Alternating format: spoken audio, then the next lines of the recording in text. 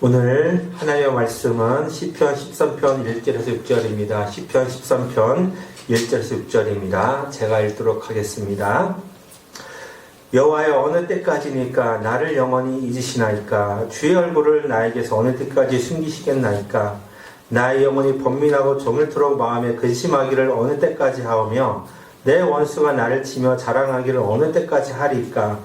여호와 내 하나님이여, 나를 생각하사 응답하시고 나의 눈을 밝히소서. 들었건대 내가 사망의 잠을 잘까 하오며 들었건대 나의 원수가 이르기를 내가 그를 이겼다 할까 하오며 내가 흔들 때에 나의 대적들이 기뻐할까 하나이다.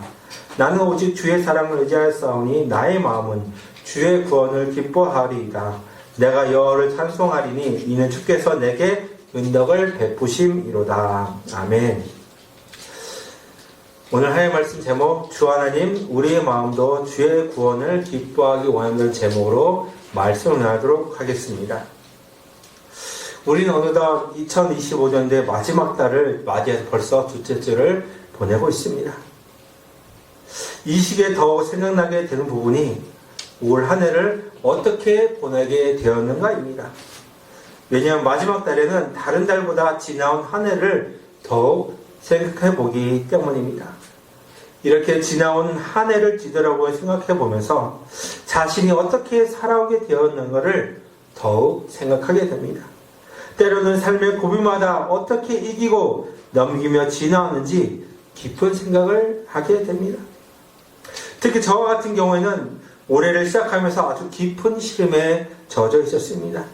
그럴 것이 면접 시험에서 떨어지며 삶에 대한 자신감을 많이 상실하였었기 때문입니다.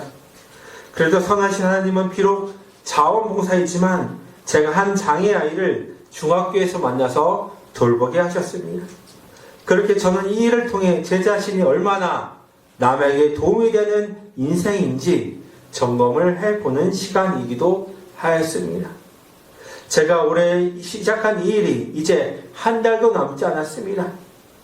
첫 번째 1년을 마감을 지어가는 시점에서 하나님이 저를 위해 예배하신 길을 가고 있다는 생각이 들었습니다. 왜냐하면 제가 어릴 때 제가 교통사고로 인해 뇌를 다쳐 뇌수술 한 일을 통해 장애를 가진 친구들과 사람들에게 유달리 남보다 관심이 많았었기 때문입니다. 그래서 저는 어떻게 하면 그들을 도울 수 있을까라는 생각을 하고 있었습니다. 이런 생각을 가지고 있다가 기회가 될 때마다 장애를 가진 사람이나 단체를 도울 수 있는 길이 있다면 힘나는 대로 섬겨보려고 하였었습니다. 그런데 지금은 제가 그들을 직접 돕는 사회복지사나 특수실무사가 아니라 하나님의 말씀을 전하는 목회자가 되어 있었습니다. 올 한 해를 목회자로 한 학교의 특수실무 자원봉사자로 부름을 받고 섬기며 하나님이 저에게 예배하신 길로 한 걸음 더 내딛게 되었음을 하나님께 감사를 드립니다. 이 교회의 처소로 쓰일 이 장소를 지방의 목사님들이 내부를 철거하고 2019년도 9월 초부터 시작된 한 달 반의 리모델링 기간을 통해 새롭게 만들어 주셨습니다. 그리고 2019년도 10월 27일에 부임하고 난 뒤에 종이 한 장도 들 기운이 없을 정도로 탈진하고 우울증의 깊은 늪에 빠져 있었습니다.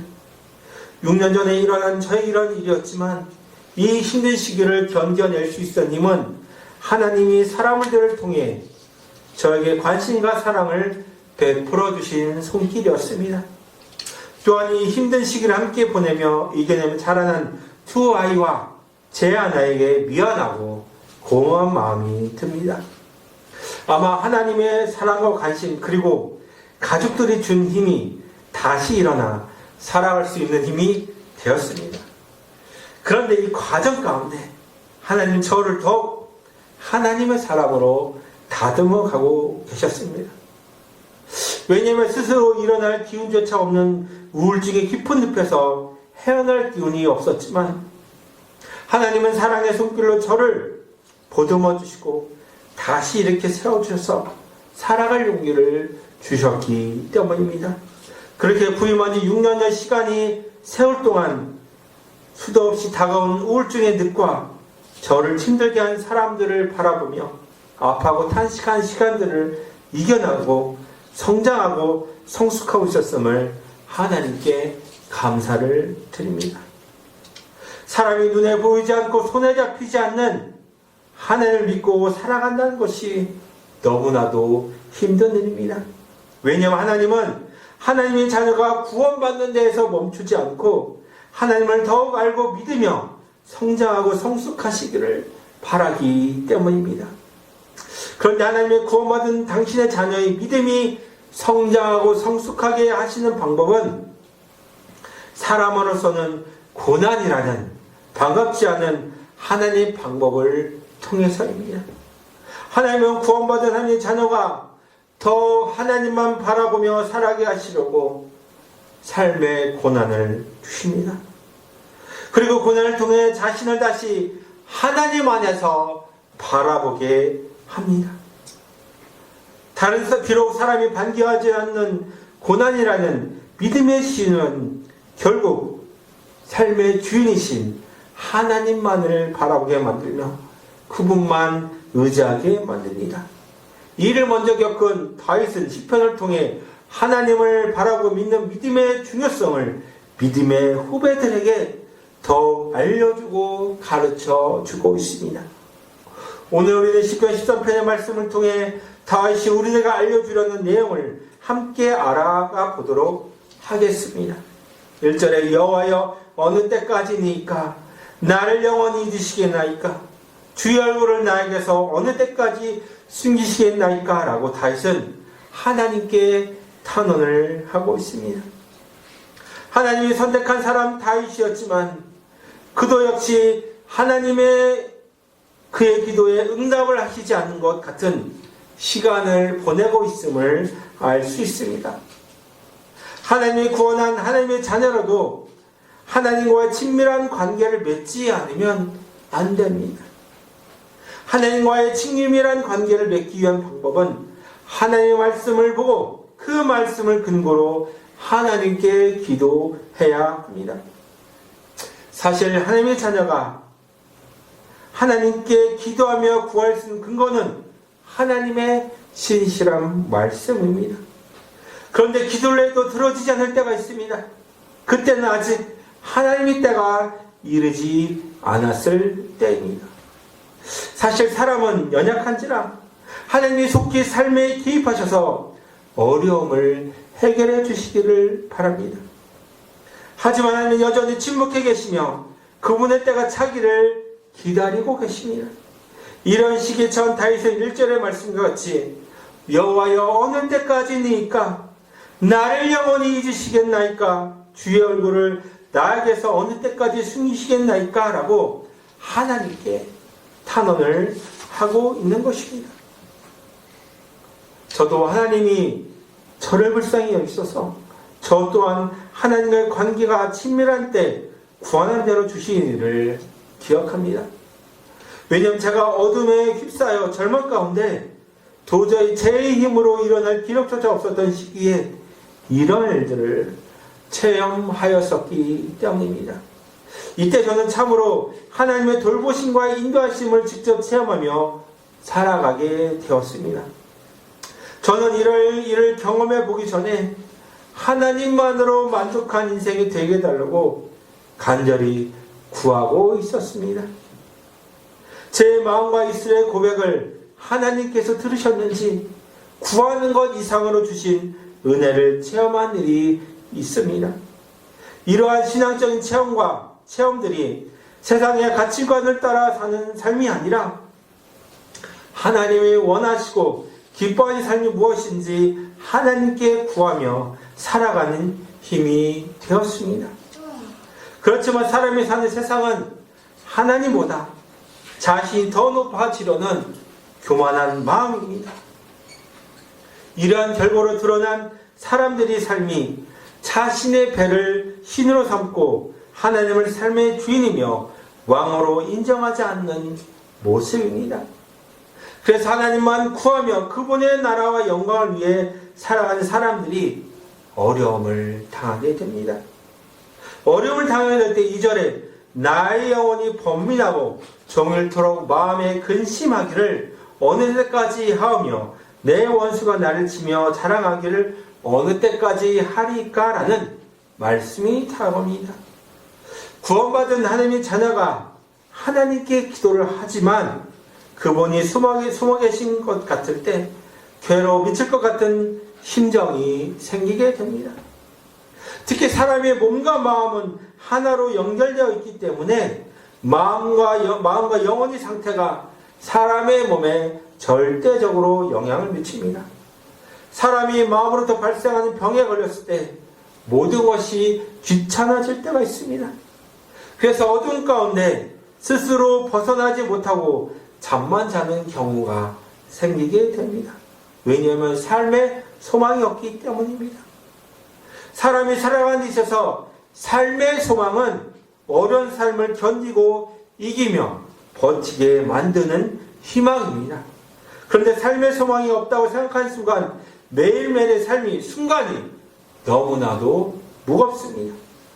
그렇게 힘든 몸과 마음과 영혼이 일어날 기운이 없기에 잠만 자는 것이죠. 이러한 상태가 2절 상반절에 나의 영혼이 번민하며 조물토록 마음에 근심하기를 어느 때까지 하오며입니다. 그런데 다윗은 자신이 영혼과 마음의 상태가 처하게 된 이유가 무엇인지 2절 하반절에서 내 원수가 나를 치며 자랑하기를 어느 때까지 하리까 라는 말씀을 통해 알 수 있습니다. 여기서 원수란 자신의 삶을 힘들게 만든 사람입니다. 하나님을 구하고 하나님 나라와 그분의 영광을 위해 산다고 하지만 이를 지켜보는 사람들 가운데 모두 고운 시선으로 바라보는 것은 아닙니다. 왜냐하면 어둠의 영인 사탄은 하나님을 떠난 사람들의 마음에 시기와 질투심의 마음을 불어넣어 하나님의 자녀가 어려운 일을 당하기에 만들기 때문입니다. 심지어 삶을 어렵게 만든 사람이 스스로 자랑을 합니다. 자신이 승리하였다고 자만합니다.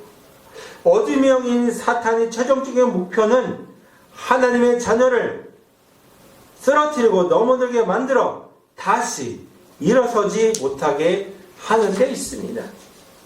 이런 사탄의 괴계 앞에 하나님은 구원받은 하나님의 자녀는 하나님께 기도할 수 있습니다. 다윗의 3절에 여호와 내 하나님이여 나를 생각하사 응답하시고 나의 눈을 밝히소서 두렵건대 내가 사망의 잠을 잘까 하며 라고 하나님께 기도를 하고 있습니다. 하나님의 마음에 합한 사람 다윗도 원수들로부터 어려운 일을 당할 때 마음이 많이 어두워져 있었음을 알 수 있습니다. 왜냐하면 다윗도 어려움 앞에서 자신의 눈이 어두워져 있었음을 알 수 있기 때문입니다. 그렇게 자신의 눈을 밝혀달라고 간구하고 있는 것입니다. 사람의 눈이 어두워지는 이유는 사람의 마음이 어두워졌기 때문입니다. 저도 삶이 매우 힘들었을 때 마음이 어두워 세상이 온통 까맣게 보였었습니다. 제가 그 당시 할 수 있었던 일은 신음하며 탄식하는 일이었습니다. 그 누군가에게 말하지 못할 때 하나님의 자녀인 우리들은 하나님께 기도하며 탄원할 수 있습니다. 우리가 하나님께 기도하며 탄원할 때 하나님은 우리의 삶에 다가오셔서 개입하시며 역사하시기 시작합니다. 그럴 것이 하나님은 당신의 자녀가 죽도록 그냥 내버려 두는 분이 아니시기 때문입니다. 우리는 삶을 살아가다 보면 좋은 날만 있는 것이 아닙니다. 어느 순간에 어려운 일이 꼬리를 물고 찾아옵니다. 개인의 유익만 구하며 살아가기 힘든 세상인데 하나님의 자녀는 예수의 말씀대로 먼저 하나님의 나라와 의를 구하며 살아가야 합니다. 이에 사탄이 다스리는 세상의 나라와 하나님의 다스리는 하나님 나라 사이에 살고 있는 하나님의 자녀는 더욱 힘이 듭니다.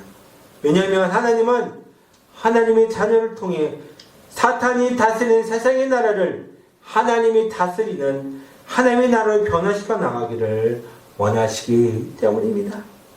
그렇게 어둠의 영인 사탄은 귀하있는 대로 신실한 하나님의 자녀를 공격하며 하나님을 향한 믿음을 저버리게 만드는데 그 계략을 사용하려고 합니다. 이런 사탄의 계략을 한 하나님의 자녀는 쓰러지고 넘어져서 사탄으로부터 물러나면 안 됩니다. 이러한 하나님의 마음을 한 다윗은 계속해서 하나님께 탄원하며 기도를 해 나갑니다. 4절에 두렵건대 나의 원수가 이르기를 내가 그를 이겼다 할까 하며 내가 흔들릴 때 나의 대적들이 기뻐할까 하나이다 라고 다윗은 하나님을 향해 기도하고 있습니다. 하나님의 자녀를 넘어뜨리며 쓰러뜨려 다시 일어서지 못하도록 공격하는 사탄입니다. 사탄은 구원받은 하나님의 자녀를 공격합니다. 그 공격은 물론 하나님 없는 사람들의 마음에 들어가 그들의 생각과 마음을 지배하며 조종하는 것입니다. 어둠형인 사탄이 지배를 받는 사람들은 자신의 유익만을 위해 살아가며 남을 공격하며 해칩니다. 물론 사탄은 누구보다 하나님의 자녀를 공격하며 그들이 가진 하나님을 향한 믿음이 흔들리기를 바라고 있습니다. 그렇게 사절인 말씀처럼 두렵건대 나의 원수가 이르기를 내가 그를 이겼다 할까 하오며 내가 흔들릴 때에 나의 대적들이 기뻐할까 하나이다 라고 하나님께 기도로 탄원하며 도움을 구하고 있는 것입니다. 왜냐하면 다윗은 자신의 믿음이 흔들려 대적들이 기뻐한 일이 없게 해달라고 하나님께 기도하고 있기 때문입니다. 그렇게 하나님은 대적들이 기뻐하지 못하도록 하나님의 때에 반드시 응답하실 것입니다. 그렇지만 당장의 기도의 제목대로 응답되어지지 않을 수 있습니다. 왜냐하면 하나님은 사탄의 공격으로 인하여 고난과 환난을 통해 더 믿음이 성장하여 이길 수 있는 은혜를 주시기 원하시기 때문입니다. 그래서 구원받은 하나님의 자녀가 기억할 부분이 있습니다. 그 부분이 무엇인지 5절에 나는 오직 주의 사랑을 의지하였사오니 나의 마음은 주의 구원을 기뻐하리이다입니다. 다윗은 하나님의 인자하심을 믿었습니다. 여산을 향한 다윗이 가진 믿음을 알 수 있습니다. 그는 삶을 살아오면서 뒤돌아보니 하나님의 베풀으신 인자함이 있었음을 알 수 있었습니다. 그래서 하나님의 인자하심을 믿었습니다. 이런 이미 믿음이 완료된 상태로 지금이나 미래에 변함없이 이루어질 것이라는 뜻도 가지고 있습니다. 믿음은 하나님이 이루신 일을 믿는 것입니다. 그렇지만 하나님의 자녀도 이미 하나님의 이루신 일을 믿는 믿음의 태도 또한 중요합니다. 그렇게 하나님이 우리의 인생을 어둠의 영인 사탄의 지배 아래 구원해내신 일을 변함없이 믿는 일 또한 중요합니다. 이렇게 원수의 공격에 처해 어둠 가운데 마음이 지배를 받아 눈이 어두워졌던 다윗은 자신의 인생을 생각해 볼 때 하나님의 인자하심을 믿었음을 알게 됩니다. 그렇게 다윗은 어둠 가운데서 빠져나와 자신의 마음이 주의 구원을 기뻐할 것이라고 의지적인 고백을 하고 있습니다. 주의 구원을 기뻐하는 다윗은 6절에서 내가 여호와를 찬송하리니 이는 주께서 내게 은덕을 베푸심이로다 라고 마치고 있습니다. 처음의 시작은 하나님이 숨어 계신 것 같은 절망 가운데 처해 있다는 어두운 마음을 드러낸 다윗이었습니다. 하지만 그가 절망 가운데서 다시 일어나 믿음에 회복할 수 있던 능력은 오직 주의 사랑 즉 인자하심이었습니다. 그 인자하심을 믿고 있었고 그의 마음을 주의 구원을 기뻐하며 여호와를 찬송하게 되었습니다. 그러면서 마지막으로 다윗은 그의 인생을 되돌아보며 주의 인자하심이 자신이 넘치도록 채우신 은혜를 기억하게 되었습니다.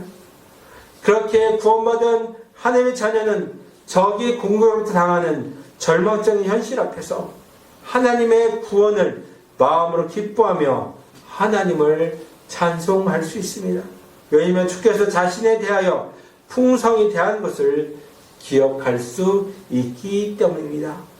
오늘 말씀을 통해 구원받은 하나님의 자녀인 우리들은 2025년도를 되돌아보는 시간을 가졌으면 좋겠습니다. 저는 2025년도 뿐만 아니라 6년 전인 2019년도로부터 벌어진 제 삶의 크고 작은 일들 가운데 함께 하신 하나님을 기억하며 찬양하려고 합니다. 비록 어두운 가운데 있었음에도 불구하고 그때 함께 하신 하나님이 지금도 변함없이 함께하고 계십니다. 이제 제가 기억하며 믿고 있는 하나님의 인자하심과 그분이 풍성에 대한 것을 함께 찬양하며 노래하기를 원합니다. 우리의 연약함을 아시는 주 하나님이 우리를 원수의 공격에서 구원하셨음으로 인자하심으로 풍성히 대하여 주심을 함께 찬양하며 주의 구원을 기뻐하는 꾸민계 성도가 되시기를 소망하며 기도합니다. 기도하겠습니다. 하나님 아버지, 정말 올 한 해를 뒤돌아보며 정말 주님의 인자하심이 함께 하셨음을 고백합니다. 저 또한 이곳에 왔을 때 정말 절반 가운데 있었지만 그 순간마다 하나님 함께 하시면 감사하며 또 지금까지 인도해 주신 은혜를 감사하는 마음을 갖게 하시면 감사합니다. 정말 우리의 삶을 되돌아볼 때 모든 것이 주님의 고백하며 살아가는 우리 믿음이 될 수 있도록 주여 우리를 붙잡아 주시옵소서. 그래서 우리 날마다 주님의 구원을 찬양하며 살아가는 꿈인동교회 성도가 될 수 있도록 주여 도와주시옵소서. 이 모든 말씀 살아계신 예수를 감사하며 기도하옵나이다. 아멘.